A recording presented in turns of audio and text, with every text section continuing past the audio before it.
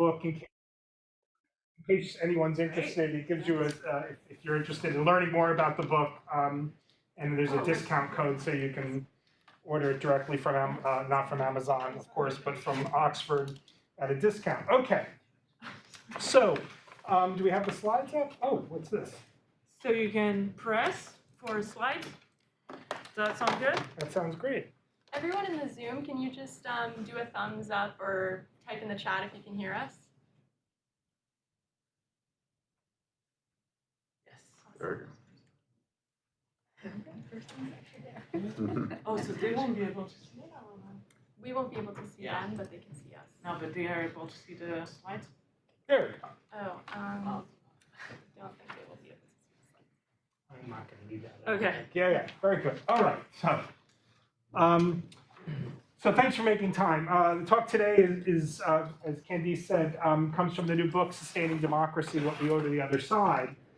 And the central questions that I ask in that book have to do with the ethics of democratic citizenship, particularly under conditions where political animosity is very high.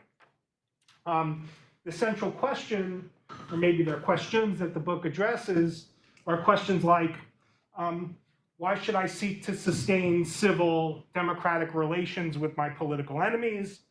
Why should I treat my political opponents as nonetheless my equals? Why not instead just dismiss them and work with my allies to defeat them or overcome them? Why not simply play democracy to win? Now, today I'm going to focus on a particular part of the argument of that book, and the thesis is we need to sustain democratic relations with some of our political enemies if we're going to sustain democratic relations with our allies. The argument, central argument of the Sustaining Democracy book really boils down to that.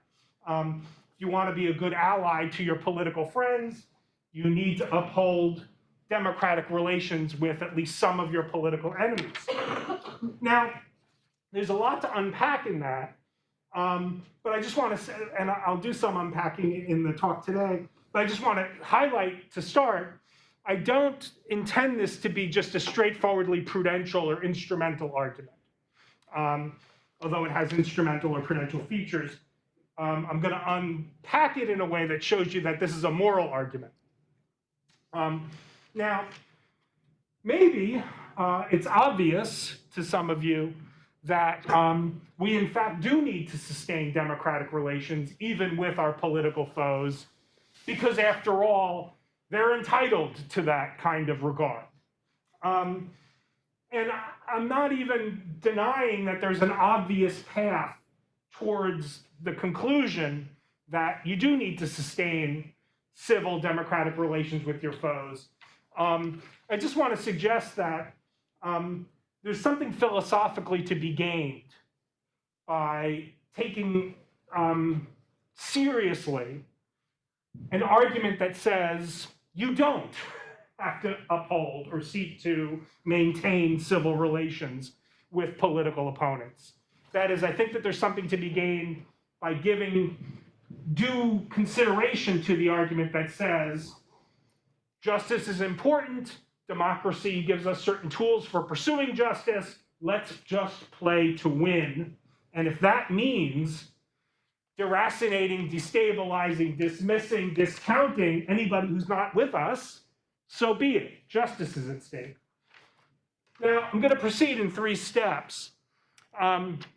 The first sort of unpacks the thought I just gave voice to in terms of a dilemma. I want to suggest that there's a moral conflict at the heart of democratic citizenship that's not the result of anyone falling down on the job, but in fact is embedded or baked into the moral responsibilities of the citizen.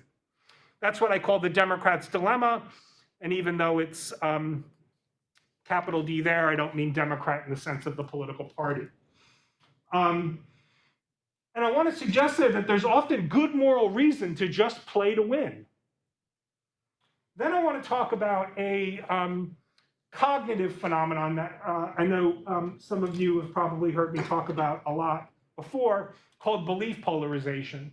This is different from the more political or sociological phenomenon of two sides pulling apart so the middle ground falls between them. This is a psychological and cognitive phenomenon that has to do with the tendency of members of like-minded groups to become more extreme in their beliefs and attitudes.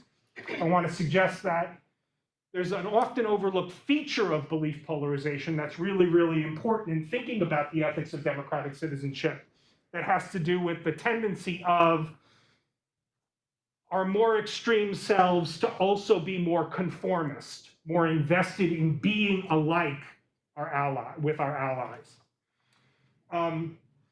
And that's going to be the key to trying to suggest that unchecked belief polarization doesn't only foul our relations with our opponents, it actually undermines our capacities that enable us to be good democratic allies. Finally, I'm going to draw the threads together, give the moral argument of why we ought to seek to sustain civil relations even with our political enemies, and then try to say, but for all the reasons why this whole thing is a problem, the how question, how can we do it, is going to be very, very difficult. I don't do optimism, so I'm not really optimistic about our capacity to actually do what we're required to do. But that's might come up a little bit later. Okay, so to start, we think about democracy in all kinds of ways. We tend to think of democracy in terms of its most common or manifest institutional forms: voting, elections, shaking hands, kissing babies, money raising, lobbying, these sorts of things. It's really hard to make sense of why those institutional and practical forms loom so large in our understanding of democracy unless we see those institutions and practices to be in the service of what I'm going to say is an ideal, the ideal of self-government among political equals. Now, I mean ideal here in the sense of an aspiration. We call a society democratic insofar as its institutions and practices and overall ethos reflect an aspiration to achieve a self-governing community or society of equals. Now, one of the things that falls out of political equality is that we get to make up our own minds about politics. That's just one of the faces of political equality, is that, you know, in epistemic terms, we might be irrational if we don't defer to certain forms of expertise. It might involve some kind of wrongdoing if we don't defer. But from the point of view of our role as citizens, we don't have to defer to anybody. We're not anybody's subordinate or lackey or superior or boss. And what that means is that within a broad spectrum of opinion, we get to make up our own minds. That means that self-government among political equals is always going to be self-government among political equals who disagree about some pretty important things, including questions that invoke differences about what justice is all about. Now, once you understand that political equality has that upshot of disagreement about pretty serious matters, it becomes easier to see that there's a conflict between what I want to suggest are two responsibilities of democratic citizenship. On the one hand, a community of self-governing equals is a community where citizens are required to take responsibility for the political order that they are in part the authors of. Now, what that means is that citizens are normally under a moral obligation to be participants rather than patients, to be active rather than passive, to build coalitions, to inform themselves, to get involved in politics in some way, and to act in ways that aim at furthering justice as they best can see it. Secondly, citizens are also one another's equals. That is, you might think of these two responsibilities as falling out of two different dimensions of political equality. we're vertically equal in that we are not merely the government's subjects or property. So we are equals in government and are equals before the law and that sort of good stuff. But we're also one another's equals. So we're equal to one another. And what that means is that even when we win at the polls, even when our side prevails democratically, the other side remains our equals. They remain entitled to an equal say. That's why they get to keep on criticizing and challenging. They don't just have to shut up after they lose. So what that means is that in our attempts to take responsibility for the political order, we're also under a moral requirement to manifest a due regard for the equality of our fellow citizens. And what that typically means is that we owe them a certain standard of conduct that is in making up our minds about politics. We are under a requirement to consult them, to try to understand them, to try to see what our fellow citizens think, to try to appreciate the perspectives from which they come to political questions, and maybe to listen to them. Maybe it's to deliberate with them. The requirement can get pretty thick. But even on a thin version of the requirement, there is a requirement of citizenship to not see your fellow citizens as simply obstacles. That might be a way to put it. You might say that it's part of the ethics of the democratic citizen with respect to her fellow citizens to not adopt the Straussonian objective stance towards anyone who's not on your side of the questions. You have to take the participant stance, or the civic equivalent of the Straussonian participant stance. Okay. That means that our political advocacy should be informed by some attempt to engage with, consult, consider the perspectives of others. Now, there's a lot more to be said about all of that, but we're going to move on. Because I think that this is enough just to show you that there's a dilemma. That's what's going on the other side of the screen. Disagreements about politics aren't always, but are often disagreements about what justice requires. And when we find among our fellow citizens, or when we find that we have fellow citizens who disagree with us about justice requires, we're bound to see them as not merely on the other side of the question, but on the wrong side of the question. We will see their advocacy for their position as not merely wrong-headed, but in the wrong. We will judge them as advocates for something less than or other than justice. And we will see them as, or we are bound to see them as, in the wrong for advocating the way that they do. That is to say, the responsibility for furthering justice seems to pull us in the direction of abandoning the responsibility to certain of our fellow citizens. Now, when we're in the throes, when we're in the throes of politics, when the political stakes seem high, extending to those who are on the other side of the political question feels like a moral concession to them. It feels like a rotten compromise. It feels like it's giving voice to unjust views. Feels like it's playing a role that makes it complicit in the injustice of the other side's view. Moreover, when we extend to the other side a hearing or a platform or a chance to express their concerns or defend their views, it looks like, to our allies, it looks like we're being soft. Looks like we're making a concession to them. Looks like we're not authentic allies.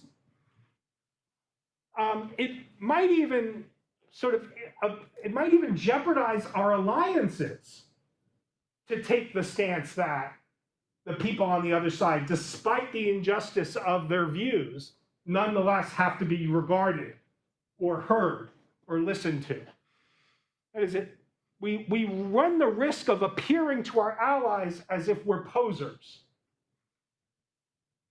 If you think there's another side to the question, maybe you're on it, is the thought that we invite from our allies.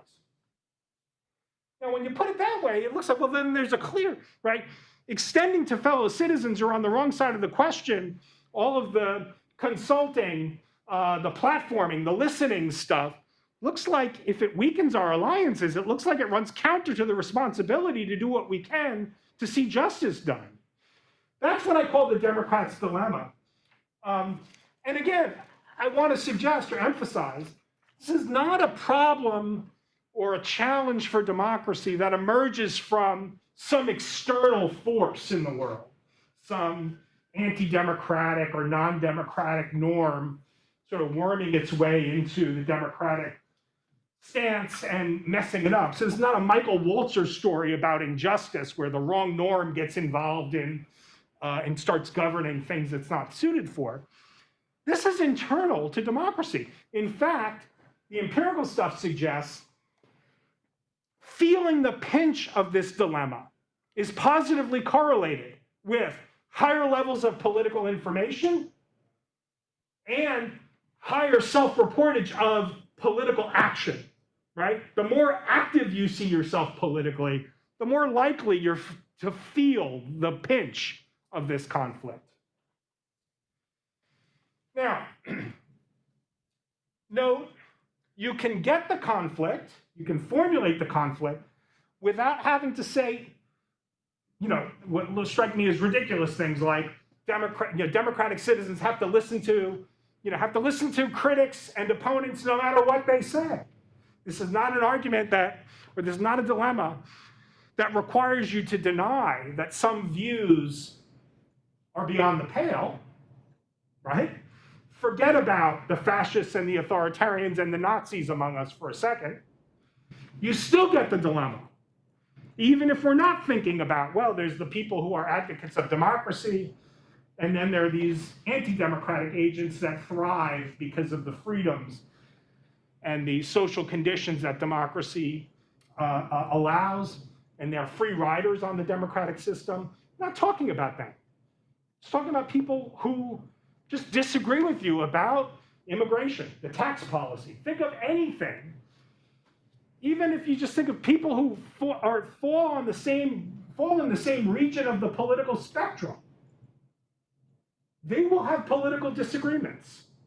Some of those disagreements will be disagreements about what justice is all about. Those disagreements then will be visible to the parties to those disagreements as disagreements over justice. That's all you need. You're slightly more progressive about taxation than I am?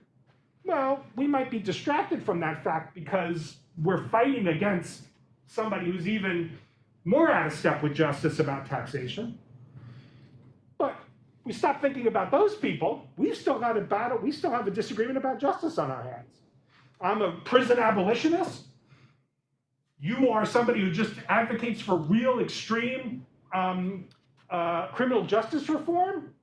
Okay, we're allies with respect to a certain set of political forces. But that doesn't mean we're not having that we don't have a disagreement, we just haven't engaged yet about justice. Once you and I start talking about criminal justice reform or prison abolition, I have to see you as somebody who you think that some people should be in jail. That's unjust, right? That's still a disagreement about justice. Okay. Now, the Democrats' dilemma, we might say, sort of raises in us the possibility that maybe all opponents are beyond the pale. Because my views are the views that are required by justice or are the best response to our attempt to figure out what justice requires. So therefore, anybody who's not on my side must be an advocate of injustice. And so therefore, why not just treat them as dismissible, right? Good. Why not just stand up for justice instead? Now, we begin to see a way to make the case, despite this moral stuff about standing up for justice, to make the case for maintaining democratic relations with our foes by looking at a phenomenon called belief polarization. Now, the term polarization is used in all kinds of ways in popular commentary. I'm going to use it in a very specific way to talk about a social cognitive phenomenon rather than an empirical sociological phenomenon. Typically, when people talk about polarization, they're talking about two opposed parties and the ideological distance between them growing so extreme that the middle ground falls out and they can't communicate or cooperate or get anything done. Belief polarization is this, again, cognitive phenomenon. It's the regularity with which interaction with like-minded others turns us into more extreme versions of ourselves. Now, for the philosophers in the room, extremity there means interactions with like-minded others leads us to adopt more extreme contents of our beliefs with a higher degree of confidence with which we held their antecedents and a greater amount of fervency in our overall epistemic perspective. So we become more fervently environmentalists, we become more confident in our more extreme environmentalist beliefs, more extreme than the beliefs we entered the interaction with. Now, this is a widely studied phenomenon. It's not peculiar to or specific to political beliefs. It's not even specific to normative beliefs. Like-minded groups that agree on the elevation of Denver, Colorado. The longer they talk about Denver being notably high above sea level, the higher they think Denver is. That's just purely banal empirical stuff, right? So it's not just about evaluative or normative things. It's not just about political things. It just looks like it's a feature of just social dynamics. It's been studied all over the world. It's pretty robust. It might be, it's often called the most robust, non-trivial social psychological finding we have. And we could talk about it if you want. The thing I want to focus on here, though, is that this shift towards extremity in belief polarization also involves what's sometimes called the risky shift. As we become more extreme, we become more tolerant of risky behavior on behalf of the more extreme beliefs and more ready to engage in more risky behavior on behalf of our more extreme beliefs. Now, there are lots of questions I can talk about in the Q&A, but let's move on. Belief polarization doesn't only work inside our heads.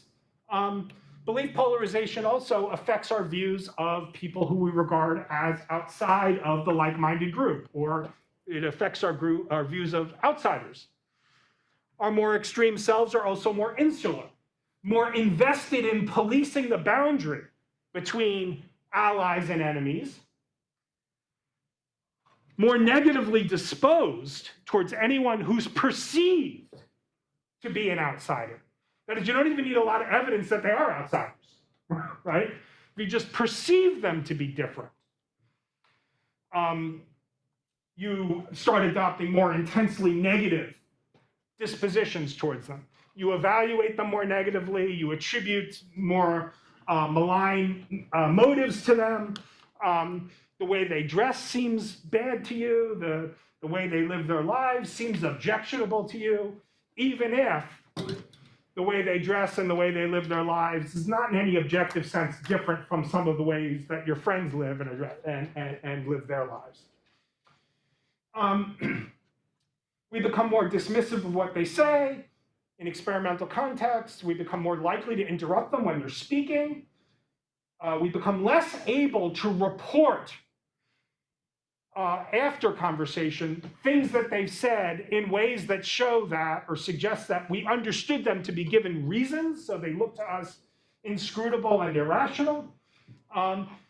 We attribute to, or we come to attribute to people who are perceived to be outsiders, only the most extreme versions of opposing views. So we come to see them as monolithic and extreme and committed to the least plausible versions of the opposing side's view. Now, all of that looks to me like it's bad news for democracy. But remember the Democrats' dilemma. Maybe not, right? This is why I emphasize the risky shift stuff. You might say, well, wait a minute. The people on the other side, why should I care about having a good view of them? They're on the side of injustice. Belief polarization makes us more ready to act, less likely to waste time trying to figure out what the people on the other side are on about, less willing to treat them as reasonable partners. Hey, that sounds great to trying to get a just result. Belief polarization, that is, looks like it's not a bad thing if you've adopted the democratic strategy of playing to win. Now, here's the problem. Not only does belief polarization make us more extreme and more insular with respect to perceived outsiders, belief polarization also affects our views of our allies.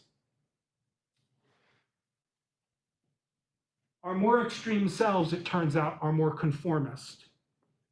Let me unpack that. As we shift with our allies into more extreme and intense attitudes, dispositions, and commitments, not only do we become more alike our allies across an expanding range of behaviors. So it's not merely that we come to hold the same, more radical version of the views that we walked into. We do. Belief polarized groups tend to be converging on a particular commitment, rather. Belief polarized groups start to behave in similar ways across a broad range of behaviors. This is why.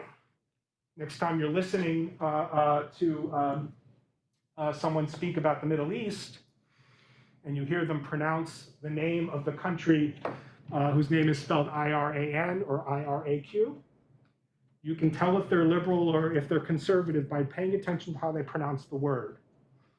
Iraq versus Iraq, okay? And I don't even have to tell you how that divide splits. You know, right? Okay. So certain words start getting pronounced in similar ways. They start dressing alike. And you can see, sort of with a toy theory about how this works, a group that becomes more invested, more intense in its position is also going to start developing less formal modes of signaling allyship to other members of the group, right? Got to learn the signals. There's like secret handshakes and stuff. There are hats you have to wear and lapel pins you've got to put on, right? This is not surprising and probably shouldn't be surprising to anyone who's been to, who went to high school in the United States, because this is just what cliques are. The important part here, though, is that as belief polarized groups become more alike, they become more invested in being alike. That's the point about conformists. They become more conformist.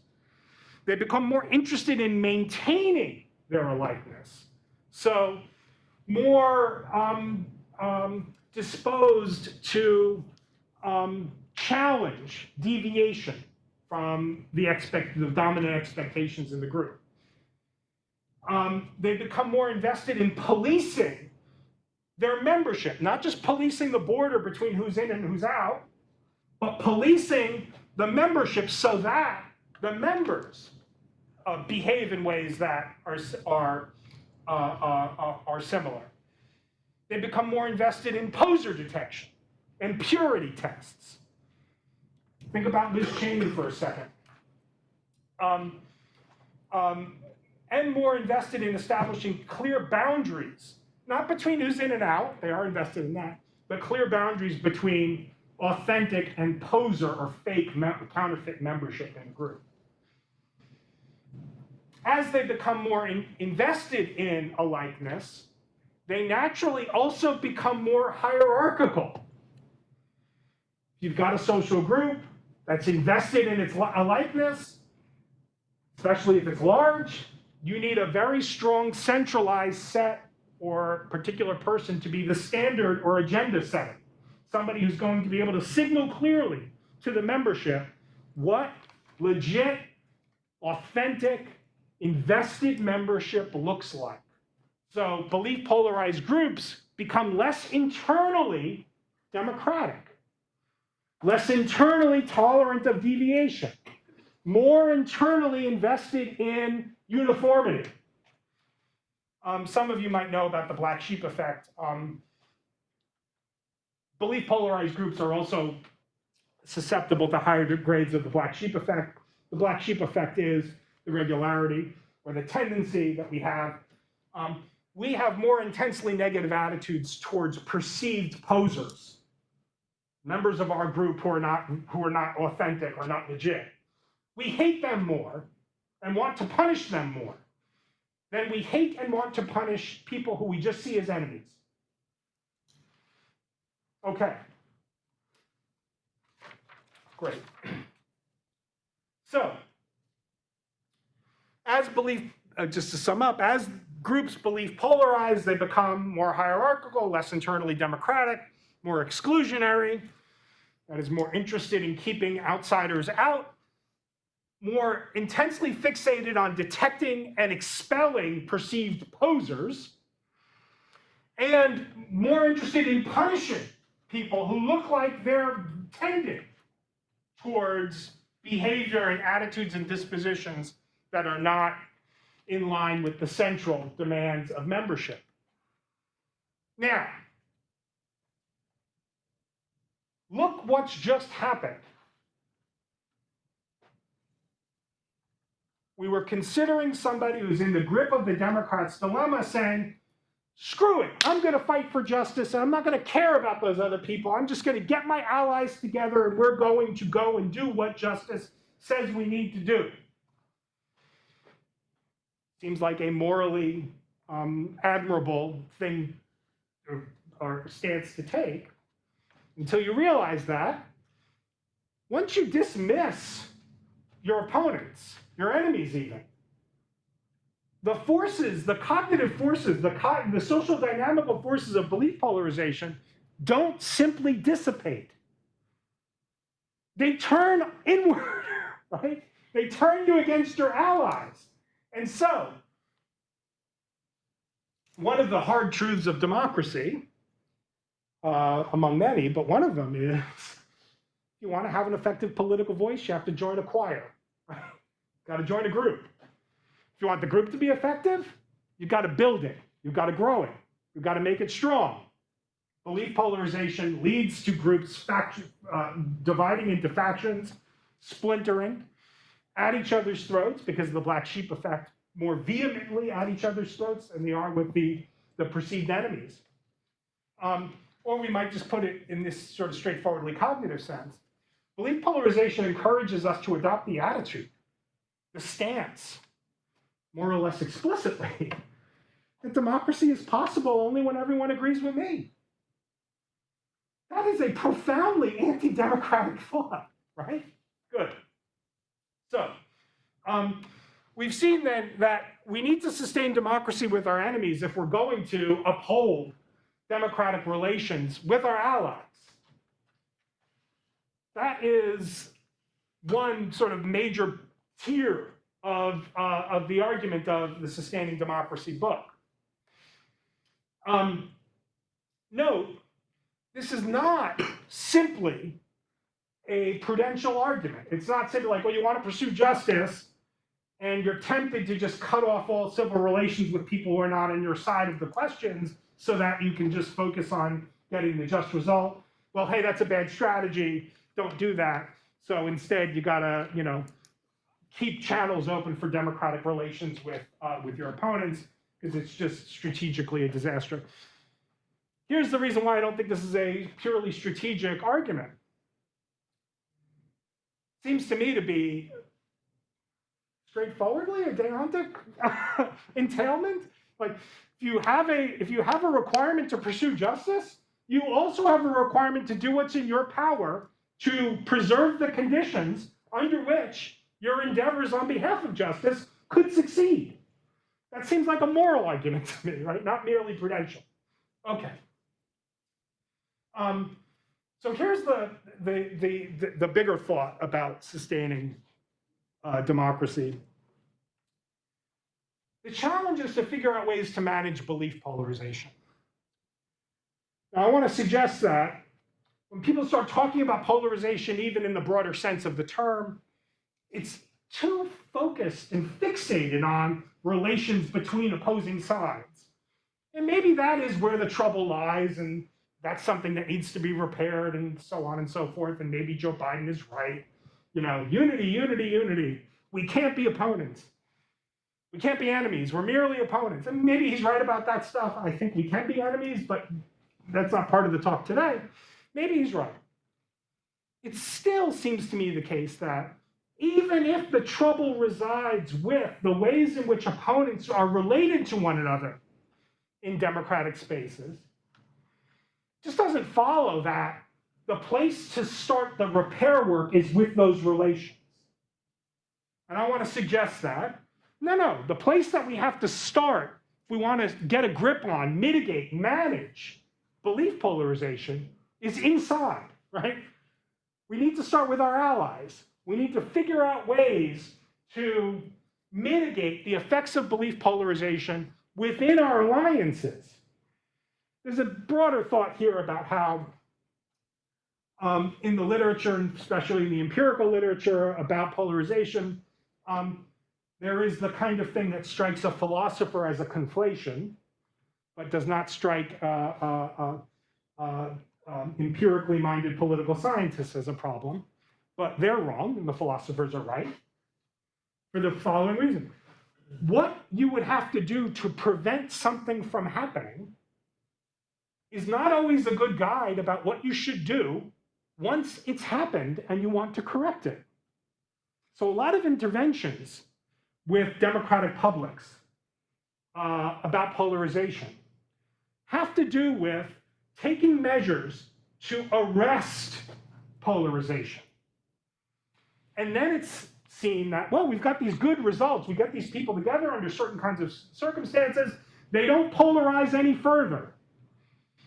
And then the very next sentence, so we've got a good depolarization intervention. That just strikes me as just a conceptual error, right? Remedy and cure are conceptually different, right? Depolarization is different from preventing further polarization. Okay, I could talk more about that if one likes. All right. So that's why. Now, can we, and I'm wrapping up here, is the real question. That is, if what got us to where we're at, where high levels of political information and a high level of interest in politics and being engaged in politics is positively correlated with a series of democratically troubling attitudes towards people with whom one disagrees, that's where we're at. And if all the polarization stuff is roughly correct, how can we do this? Given where we are, how can we repair our relations, even with our allies? I think that we here have to look a little bit, just for a second, about how polarization works. It's typically thought, in another sort of place where philosophers see something conceptually to be very clear that the empirical folks don't see as clear. And again, another case in which it seems to me the philosophers are correct, right? The empirical work on the belief polarization phenomenon is sort of toggles between two different accounts of the mechanism. Like-minded groups are groups where people are very likely only to hear confirming ideas and reasons and points. They're less likely to hear disconfirming information, and that's why you get the shift. Or people in like-minded groups are comparing their level of commitment to what they perceive to be the mean. We've got a sort of sociological reason to want to appear to our friends to be admirably distinct from the mean. And so we're in an arms race with everybody in our group to sort of escalate. And so the whole group escalates. Now, these are two accounts of the mechanism of belief polarization that look like they're committing the sort of fallacy of looking where you're pointing the flashlight. It's really easy to invoke, to instigate, to initiate belief polarization in contexts of like-minded discussion. And so a lot of the empirical literature suggests that, because these are contexts where it's really easy to instigate belief polarization and study it. Those are the contexts that are central to understanding how it works. That looks like a mistake to me, right? Like just, you've searched the room. Well, it was where I happened to be pointing the flashlight, right? It turns out that we've got all kinds of evidence that suggests that in order to get the shift towards extremity, nobody needs to share information. You don't need to be in the same room. There does not need to be in face-to-face or in-person interactions of any kind. Nobody needs to be signaling to others any of the information that would enable them to compare each's level of commitment to the perceived mean of the group. You can get the shift from extremity from the front page of the USA Today newspaper. A pie chart that says, hey, you know the people who are just like you? And this thing that you think? Those people also think this thing. That's enough. So I'm going to say that the mechanism is political identity corroboration. Feeling like the people who you want to be with are like you and want to be like you. That's what the background image is supposed to be conveying to you. Belief polarization is what goes on in sports stadiums on Sundays during football season. These are a bunch of people who showed up in attire deliberately designed to communicate their allyship with others. They get together. When the team is winning, they start behaving alike. And if you are a sports fan or a music fan, you know what this is like. The team starts winning. The band is playing your favorite song. And all of a sudden you start saying, that's the best drummer ever to play rock and roll. That's the best quarterback ever to play in the NFL. The other team, why would anybody be a fan of that team? They're pathetic. I feel sorry for them. Eventually, and this is easy to show in European context with what they call football, not only do you start feeling sorry for the other team, you start despising them in a certain way. So belief polarization is what goes on in the stadium when you're surrounded by your allies, feeling at one with them, and discovering, hey, they like the stuff you like too. This is why, by the way, in campaign season, it's not uncommon where I'm from to see gigantic lawns covered in 100 of the very same campaign sign. Just the perception that there's a lot of support for this thing by people who I identify with is enough, it seems. Okay, it's not an accident. Good. So belief polarization can be initiated by mere corroboration, merely feeling the presence of supporting allies, or being merely in the presence of people who you see as the outsiders who are browbeating you is enough to get you into your more extreme self. I want to suggest that the task of managing belief polarization is not fundamentally about reconciling with the other side. It's not fundamentally about healing divisions or unity. Maybe all those things are good and ought to be striven for, but we're not. Maybe those are things that you can't strive for directly, but can only be byproducts of endeavors to produce something else. I think that our aim has to be managing belief polarization among our allies. And in order to do that, this is going to be the counterintuitive part. I think citizens need more solitude. They need more opportunity for political engagement all by themselves. Less time on each other's news feeds, less time liking, less time being presented with information from somebody who is telling you implicitly, sometimes very explicitly, if you're a liberal, these are the attitudes that you have to have about this thing I'm telling you about. and more time thinking by oneself. Here's the real counterintuitive, if that part wasn't already problematic, about political things that have almost nothing to do with what's going on outside. So not only do we need political solitude, distance from our political allies and enemies, we also need political distance from the politics of the day. We need to expose ourselves to political ideas, thoughts, controversies, positions that have their political significance in being insignificant to the day, to the time we happen to find ourselves in. Now, if that sounds crazy to you, let's ask a question. This is the end. What does democracy look like? If you Google search this, you'll get, 100,000 images that are almost just like this.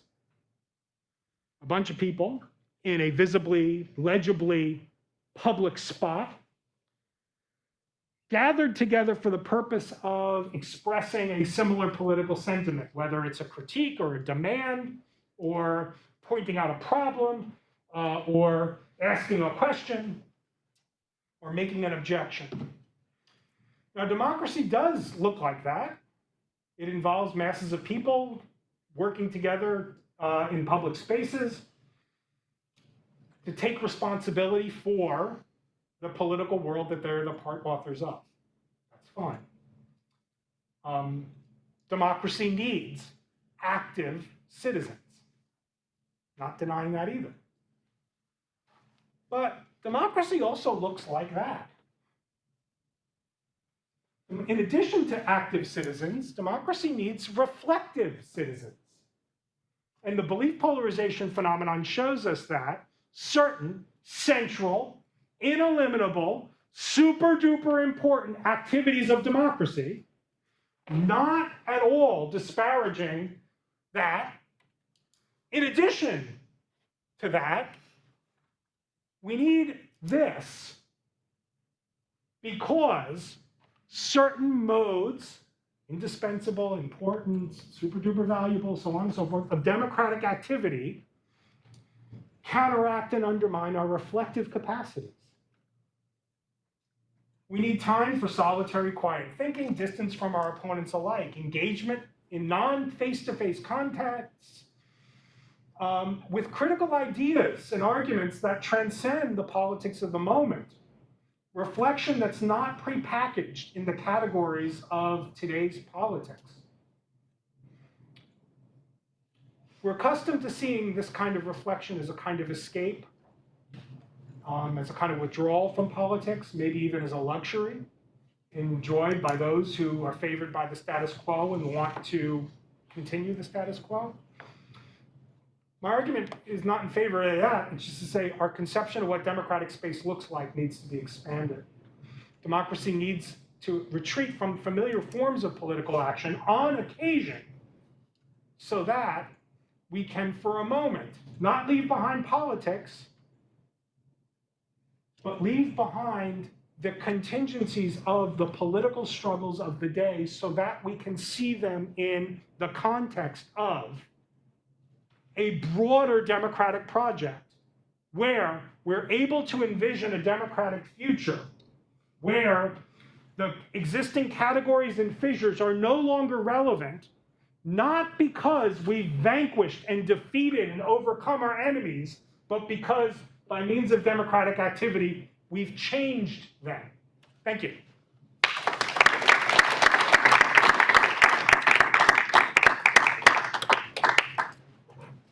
Thank you so much for this, Bob. We have time for questions. Hey.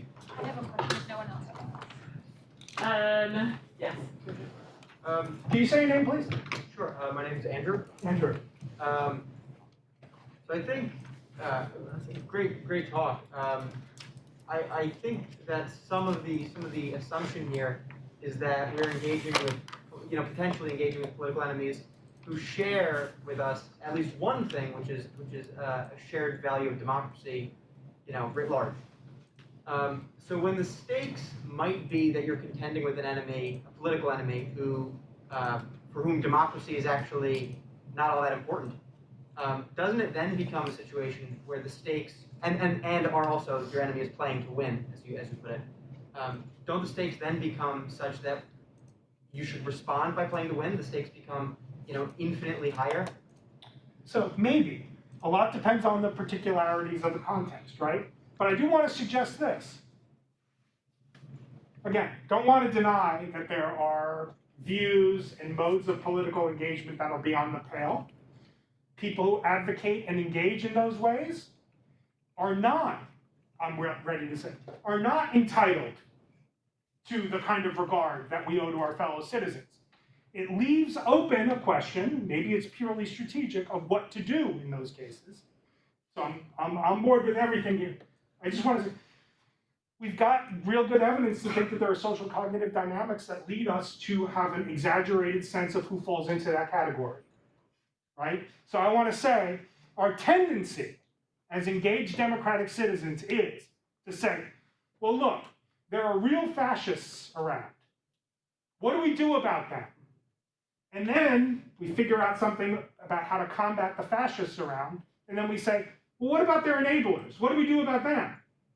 What about the people who are complicit, right? What about my mom? My mom doesn't know a lot about politics. She votes Republican. What about her?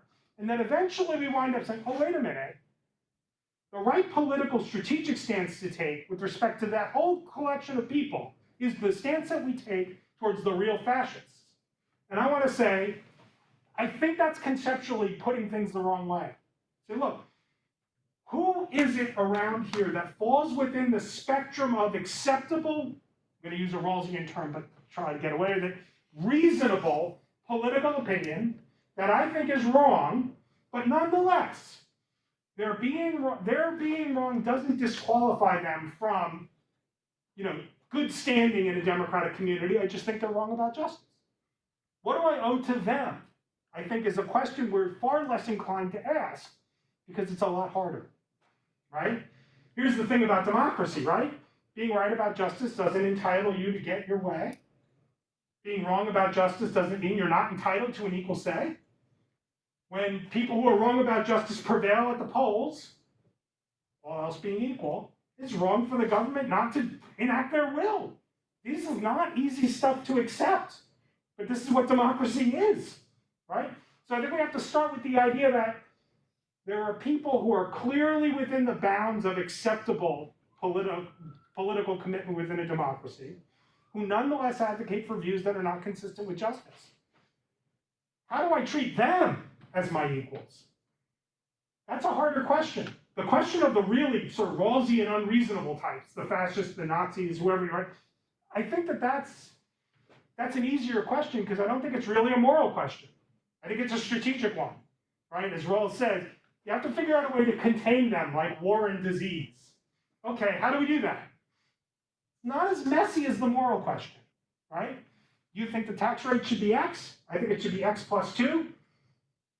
Now maybe we are allied with respect to some third party, but forget about the third party, right? We've got a disagreement about justice. And I think if you get your way, the world will be made less just. What do I owe you as a citizen? I think that's the trickier question. How's that? Is that all right? Yeah, that's all right. Thank you. Georgia. You touched on this a bit at the end, but do you think that polarization will only increase with the existence of social media? And would the solution be for media to be required to show more of both sides? Because a lot of the time it's very extreme. People only see one side and it gets very extreme. Yeah. And then I guess the solution would be to either get off social media or have social media be required to show both sides. Right. So a lot of the interventions about both sides stuff looks like that would be really great. That's a great way to prevent something very bad from happening. But now that it's happened, what we have with experiments where you pay somebody a little bit of money, right, to follow the Twitter or Facebook feed of a totally moderate proponent of the other side, all of the extreme attitudes get amplified. It doesn't reduce polarization, right? Mere exposure to what you know is a bot giving the moderate version of the other side's view. Hey, maybe there is a problem with immigration. Maybe we need to do something to control who's coming in and out of the country. Yeah, that's a pretty moderate view. Well, think of a more moderate expression of that view. If you're somebody who's got a typical progressive view about immigration, that just confirms all your negative attitudes, the experimental results. That's as likely to confirm all the negative attitudes as actually engaging with a real person who's an extremist, who wants to build the wall, for example.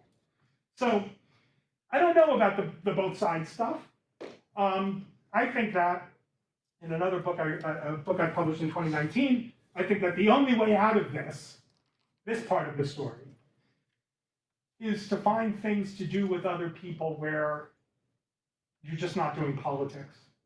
Politics has become to so saturate almost all aspects of our social lives together, where you vacation, how many siblings you have, what your occupation is, what kind of school you go to, where you live in the city that you live in. It's now so where you buy your groceries, how you get to work, what you do on vacation. It's now so tightly tethered to political identification, such that with 2 or 3 bits of very basic information about you, give me a very clear sense of how you vote. The world around us is an echo chamber. It's not just the social media spaces, right? Well, the chances of if you buy groceries at Whole Foods, chances of you not being liberal are really low, but also low are the chances of running into somebody who's not just like you politically, right? So I think that that's got to be the solution, is finding non-political things, not endeavors to reach across the aisle or hear both sides. That's a good strategy for preventing something from happening. But that thing's already happened. See what I mean? Yeah, I'm sorry. I don't do optimism about this. Nate, Yeah, I guess I have 2 questions. The first is about like agonistic democracy, which is something we're talking about in our class in the next couple of days. Okay. And I was just wondering whether you thought that like adequately described like kind of the thing that you're thinking, or like moving away from like aggregative democracy or deliberative democracy. But then I have the second question, which is like I hear all the time as a progressive that like the personal is political, and I think that I take up the view that like if I was a woman of color who was receiving a lot of systemic oppression and had for many years, that like it would be impossible for me to go do something in my life that is not political, right? Right. Like I can't actually go do that non-political thing. Like it is a moral engagement every time I walk out the door. And so I guess I was wondering what your response is to that kind of argument, that like you can't really separate. Good. So there are different versions of agonistic democracy, some of which I'm very sympathetic to. So I think that if deliberative democracy is aimed at building consensus, I agree with the agonists that that's not only Pollyannish, that's also just a bad idea. Right? Okay. Non-democratic. So agon is central to the democratic enterprise, and consensus and dissensus is the norm, and that's good. So I'm on the side of Chantal and those people. Now, having said that, I had a long dinner with Chantal it's got to be 15 years ago, and she admitted at the end of the day that her distinction between enemy and adversary is really not cutting the pie any differently from the distinction between reasonable and unreasonable in political liberalism, which I thought was a good thing, because some version of that kind of distinction seems to be really important. These are very deep, important issues in democratic theory, but I'm on the side of the anti-consensus people. Okay. Now here's the thing about the second part of the question, or the second question. Maybe the personal is political. We need to know what that means. There are different views about different accounts of what that means. If it means that everything about a person, the full explanation about every aspect of you qua person involves some reference to political phenomena, that is undeniable. And might be trivial, right? Might just be, okay. Sort of like saying, everything's historical. What does that mean? Well, the full explanation of any event is going to have to talk about more distant things that have happened in the past. Seems to me like it's obviously true, but maybe not all that surprising. Now, the personal can be political well, you can accept that while denying that everything has to be politics. Right? Because remember, politics is about ascriptive identities, right? It's about the world coming to you prepackaged in terms of forces that you did not offer and fitting you into a position within that spectrum. Now, still you might say, well, wait a minute. Finding non-political things to do with other people is going to be easier for some people than others, and might even be it's easy for people when it is easy for them in light of some social advantage, maybe unjustly gotten, or at the very least undeserved. Maybe. But it seems to me that those who do benefit from that kind of advantage should have more things to do. Remember, the overdoing democracy thesis is not letting you off the hook. It's saying there's more stuff to do. All the democratic stuff you think you got to do, the canvassing, the calling, the writing the checks, the getting out, yeah, you got to do all that. You also have to do this other thing in addition, not instead of, but in addition. Now, when someone says, well, only advantaged people can do that extra thing. Well, that's the right dialectic result. You're more advantaged? You should have more stuff to do. You should be required to do more things. So I'm not worried about that. Is that all right? Jessica. You had mentioned earlier that the entire world is like this echo chamber around us. I was wondering if you could speak a little bit about belief polarization in relation to geography, more specifically what it means for the growing, not just the growing political and economic divide between rural America and those of us in metro cities, but the way that each side is growing to think of each other as less deserving of being entitled to certain democratic rights. In my mind, I feel like those of us in metro cities are slowly, gradually starting to believe the other side as less deserving of certain democratic rights. But I was wondering about your thoughts. So the geography stuff is really interesting. It turns out that even in large metropolises in the United States, particularly over the last 15 years, like New York City, for example, if you are a conservative voter and you live in New York City, I probably can guess where in New York City you live, right?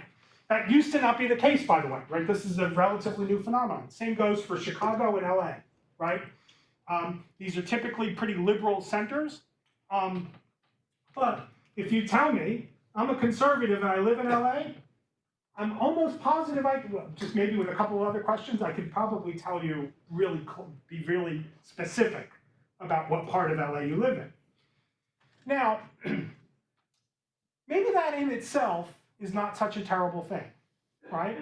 Maybe Aristotle got, one or two things right. Maybe one of them is, we're these kinds of social creatures, like goes with like, we like to feel at home with the people who are around us.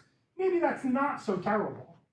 So maybe it's not surprising that under social conditions where historically citizens, United States citizens, have more and more latitude over where they live because commuting is so much easier, right?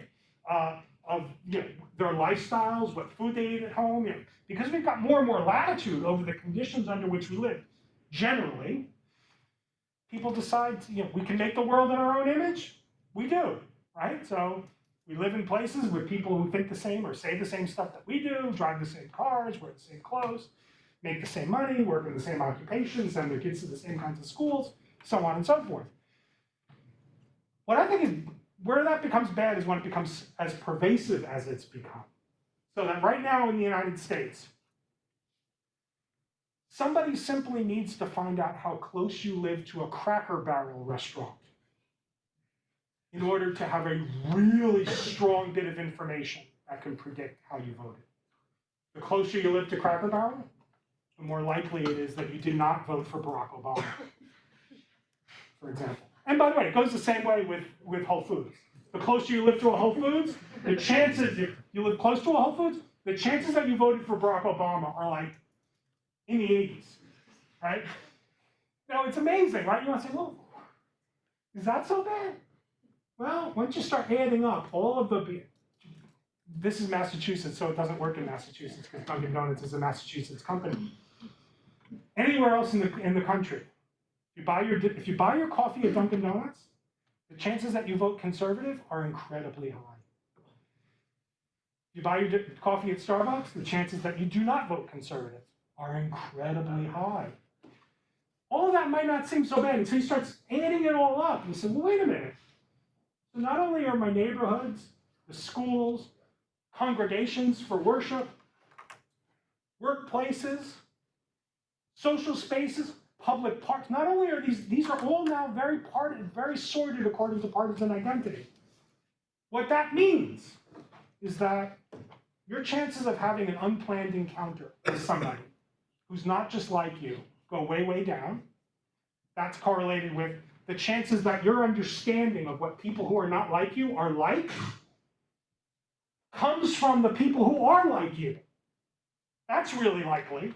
And that starts seeming to me to be democratically dysfunctional. It's like, well, my conception of the people who don't vote like me comes from the people who do vote like me, who are interested in all kinds of ways to promote a certain view of what those people are like and what they're after and what they say and what they think.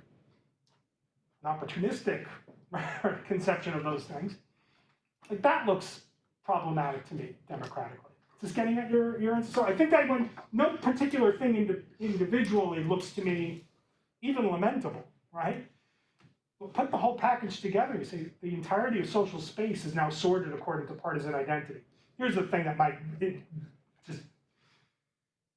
negative attitudes towards interpartisan marriage are now more intense in this country than negative attitudes towards interfaith or interracial marriage. Just for example. Now again, you might say, so what? But when you put it in with the long list of the rest, whoa.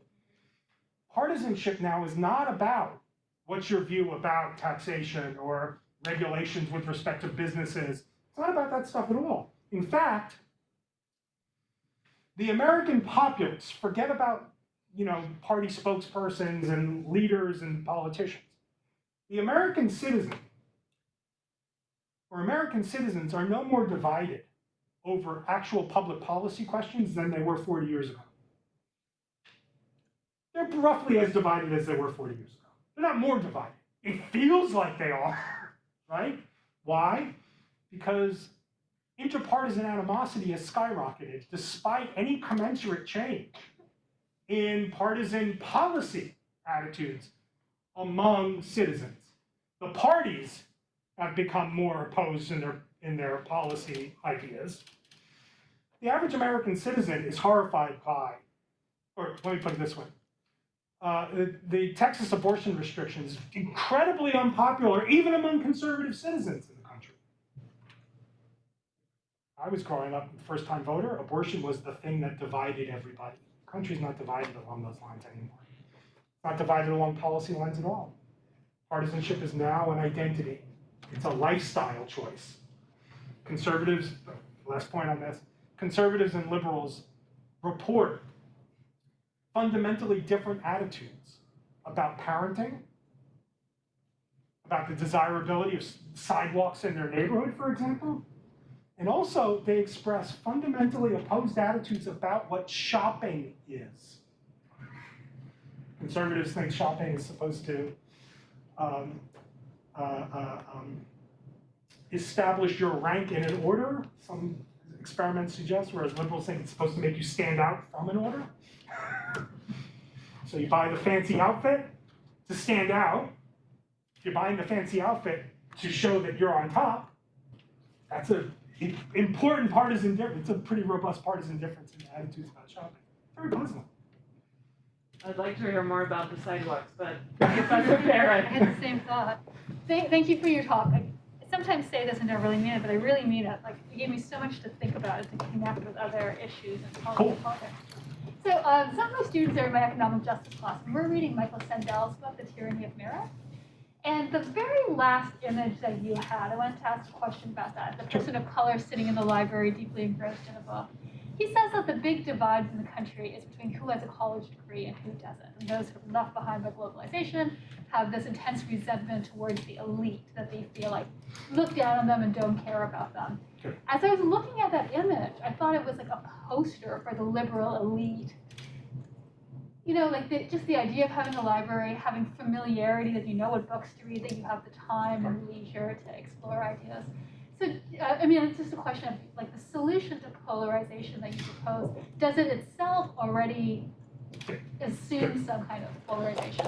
So the longer story, apart from the image, is this is the beginning of the next project on the importance of humanities facing public infrastructure.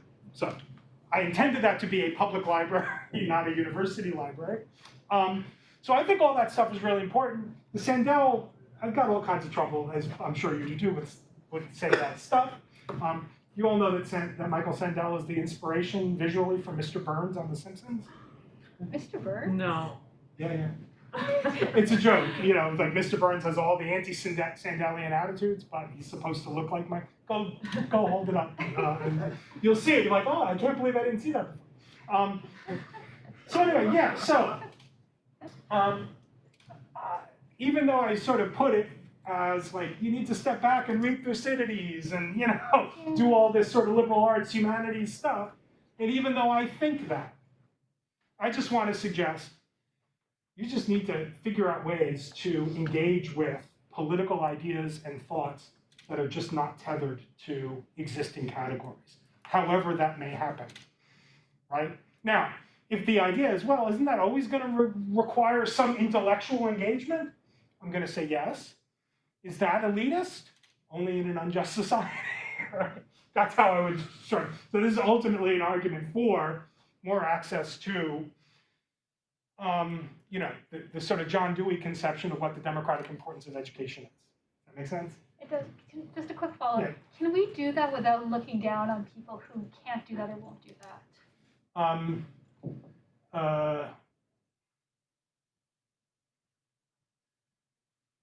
I don't know. And, I was about to say I'm happy, but I'm not happy. But I'm willing to concede that at the end of the day, what democracy would require of us, given where we're at, is just out of our reach. Yeah. Jack and then Professor Fowlers, but I know I told some students that the talk should end at 1:15. So if anybody needs to go, you can. I know those who are in my class don't need to go right away. Thank you, Serena. It was nice to have met you. Really nice to talk to you. Thank you again for your follow-up. Just building off that professor and how she was talking about like kind of the political context before the isolation, like assuming that the context can't be pre-political, would that isolation then further like belief polarization? Because you're isolating yourself, which can like lead to like all types of like confirmation bias and stuff like that, in which your polarization will only increase because you're not being exposed to like different mindsets. Well, now remember, the point is not to go by yourself and read Rachel Maddow or watch, Hannity's show, right? So it's not go and do the political thing just outside. Or I want to suggest, no, what democratic citizens need is exposure to political ideas that don't fit neatly in to the categories and divides over which we are already divided. To see the political project of democracy in terms of a spectrum of opinion and controversies and challenges that goes far beyond the contingent and pretty narrow spectrum of divides that are central to our contemporary struggles, because they're contemporary, for the purpose, ultimately, of taking some step to broadening our sense of what acceptable disagreement is among allies. That's the important thing. I think that if you want to start healing divides with your opponents, we've got to work on figuring out ways to counteract the conformity pressures among our allies. How do we do that? Look at ideas and just to get a sense of how big the world is politically, even how big the world is among democratic thinkers politically. So this is going to be a real philosophy example. But, I said this last week to students, and some thought it was a good idea. Go look at Aristotle's 8 or 9 different definitions of democracy. It's like, whoa, all kinds of different things to think, even about what democracy is. Is Aristotle a Republican? Is he a liberal? Like, no, he's neither of those things. Or what is he? Oh, that's just a whole other kind of question. I think that the tendency to conflate the urgency of the political moment with the exhaustiveness and universality of the categories, the tools that we use to think through the moment, is one of the real problems for democracy now. Everything is urgent. Agreed. The tools and categories that we have for thinking of the urgency of the moment are really contingent in ways that doesn't track their merit, right? And so we start to think that, by the way, just depending on what your social media feed is like, go back to the night of the Met Gala. Look at your social media feed over the tax-the-rich dress. You will see a level of vitriol among progressives for each other that seemed, to me at least, to outstrip, right, the vitriol that they, on ordinary days, sort of direct at their partisan opponents. Now, why is that? I want to suggest, well, it's part of the phenomenon, too. Put tighter and tighter constraints on what counts as an acceptable opinion among our allies. That's where I think that the problem is all over the place. It's with the relations between partisan opponents and all the rest. But that's the part where I think it's got to start. I think it's a mistake to start with the relations with the other side. I think what we have to start with is expanding our sense of who can be our ally. Because belief polarization constrains that unduly. How's that? Good, thanks. Professor Fowlis will ask the last question. Okay, thanks. So What's your first name again? I'm sorry. Don. Don, right, Don. So we're taking seriously the idea that it might be appropriate to dismiss our enemies because we have this goal of getting at what actually is just. Right. And this is certainly just a question of clarification. Like, I'm wondering why we couldn't just run the same argument for purposes of taking seriously the idea of enforcing conformity amongst our allies, because we're trying to get to the thing that's actually just. And so I guess I'm wondering whether you think your argument requires some sort of basic, for lack of a better term, some sort of appeal to epistemic democracy, that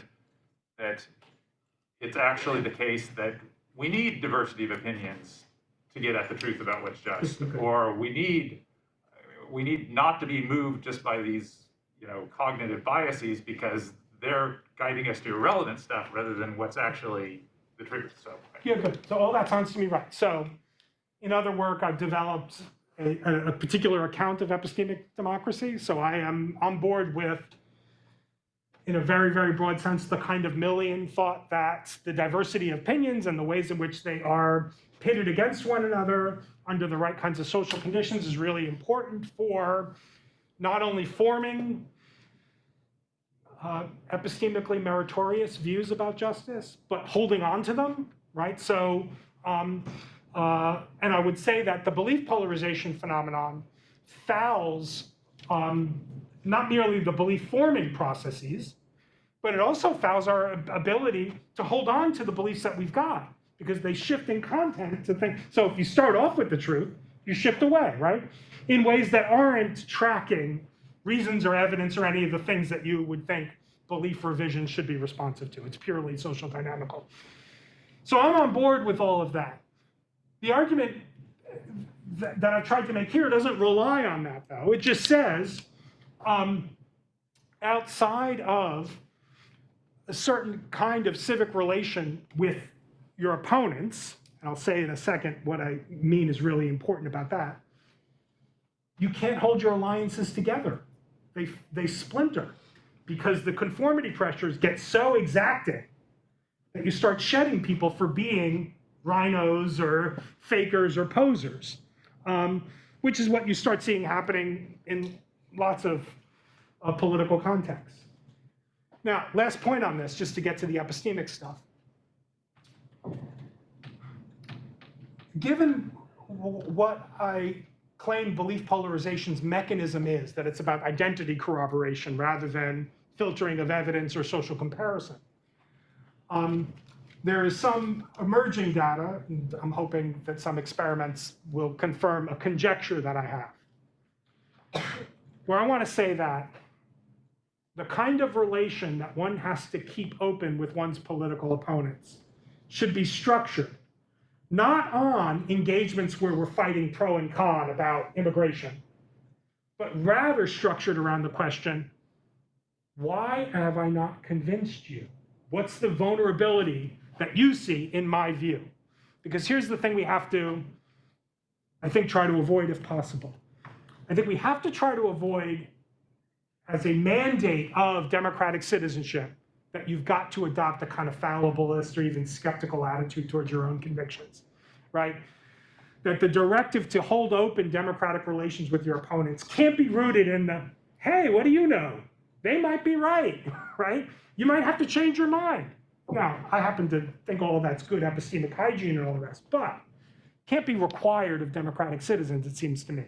So I want to say, well, there's still a mode of civic democratic engagement where I don't have to adopt a distanced or skeptical or fallibilistic attitude towards any of my convictions, because the point of our conversation is not for me to weigh your reasons for the position you take on gun control, but I want to hear the ways in which you've misunderstood me and misconstrued me. I want to find out better ways to formulate the truth, as I see it, stronger ways of articulating the view that is correct. That's part of the million story too. That's part of the dead dogma business, right? But I think that some empirical stuff is being done now that's aimed at this. Get away from the pro and con interactions and start talking about where is the vulnerability in my position from your point of view? Why are you not convinced by me? Kind of interactions, which I think are epistemically different in a way that if I'm right about the mechanism for belief polarization, ought to result in more significant depolarization than the pro and con stuff. How's that? Sounds good. All right. Thank you so much for a wonderful and congratulations on your book. Feel free to grab one of those Yes. Thanks, everyone. Thanks for your questions. and go get food.